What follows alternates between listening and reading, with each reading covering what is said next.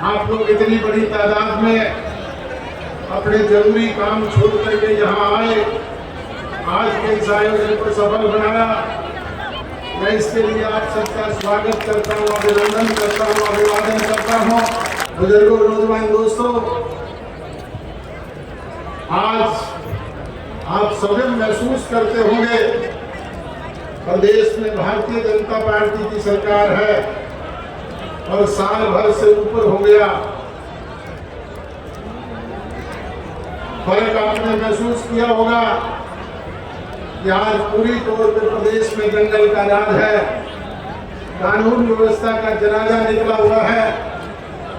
प्रदेश में आए दिन अखबार की सुर्खियों में हम पढ़ते हैं अपहरण, बलात्कार, लूटपाट, डकैती, आगजनी, राजनी, मर्डर, फिरौती, फेक एनकाउंटर जैसी घटनाएं नित्य नए सवेरे हमें सुनने पड़ते और देखने को मिलती है। और गुंडा किस्म के लोग विदेशों में बैठ करके टेलीफोनिकली कभी चुने हुए प्रतिनिधियों को, कभी शराब के ठेकेदारों को, कभी बिल्डर्स को, कभी इंडस्ट्रियलिस्टों को धमकी देकर के अवैध वसूलियां करने का काम करते हैं। और प्रदेश का मुख्यमंत्री बयान देता हुआ कहता है हमने उनको सिक्योरिटी प्रोवाइड करवा दी। अरे भाई, उनको तो एक गनमैन दे दिए होंगे, परंतु इस आम जनता की कोई सुरक्षा की गारंटी है क्या? आज हरियाणा प्रदेश में कोई अपने आप को सुरक्षित महसूस करता हो तो बताओ। बुजुर्ग और नौजवान दोस्तों, प्रदेश का जन जन, चाहे वो किसान है, मजदूर है, कर्मचारी है, व्यापारी है, छात्र है, शिक्षक है, हर वर्ग के लोग दुखी और परेशान है।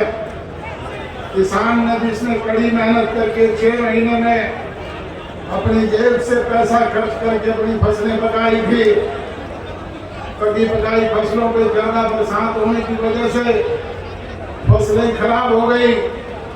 प्रदेश के मुख्यमंत्री और इसके सहयोगियों ने कहा था हम इसकी भरपाई करेंगे, आंसू पहुंचने का काम करेंगे, इनको मुआवजा देंगे। बुजुर्गों और नौजवान दोस्तों, आज भी लाखों एकड़ जमीन ऐसी है जिसमें पानी भरा है। ये फसल तो बुआई हुई नहीं, अगली की भी उम्मीद नहीं है। ये हालात आज हरियाणा प्रदेश के हैं। और जहाँ कहीं बुआई हो गई वहाँ अब तक भी गिरदावरी नहीं हुई है। एक नया पैसा भी अगर किसी को मुआवजे का मिला हो तो बताओ। बुजुर्गों और नौजवान दोस्तों, थोड़े दिन पहले इस देश के प्रधानमंत्री कुरुक्षेत्र आए थे। एक साल के सरकार के गुणगान गा करके गए। हरियाणा प्रदेश की सरकार ने उनकी भगत में करोड़ों रुपए पानी की तरह बहाए, परंतु जाती टाइम वो भी एक पंजी दे करके नहीं गया। अगर बताओ हरियाणा प्रदेश के लोगों को प्रधानमंत्री ने 5 नए पैसे भी दिए हो तो बाकी कहीं जाता है, गुजरात में, उत्तर प्रदेश में कहीं 10,000 करोड़ की घोषणा होती है, कहीं 15,000 करोड़ की। हमारे यहाँ तो 5 नए पैसे देने का काम भी नहीं किया। इस प्रदेश को लूटने का काम तो ये लोग कर रहे हैं, कहीं खनन माफिया के जरिए, कहीं पैडी के घोटाले के जरिए, तो कहीं कोई और दूसरे स्कैंडल करके आज प्रदेश को दोनों हाथों से लूट करके अपने घर भरने का काम कर रहे हैं। और प्रदेश में जो आज मुख्य विपक्षी पार्टी है कांग्रेस पार्टी, जिसका काम है कि वो प्राथमिकता से सरकार की इन जन विरोधी नीतियों को उजागर करे, लोगों के सामने लेकर के आए। पीछे विधानसभा का सेशन हुआ 3 दिन, ताली बजा करके वैसे ही खराब कर दिया। कोई जरूरी इशू पे बात करने का काम नहीं किया।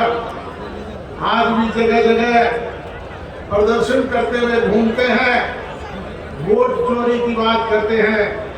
अरे भाई, ये वोट चोरी किसने सिखाई थी? ये वोट चोरी करने का काम तो कांग्रेस ने सदन ने किया था।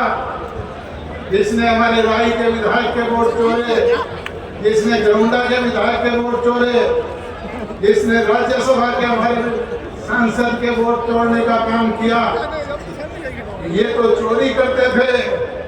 अभी बीजेपी वालों के दाव लग गया, अभी ये डाके मारने लग गए।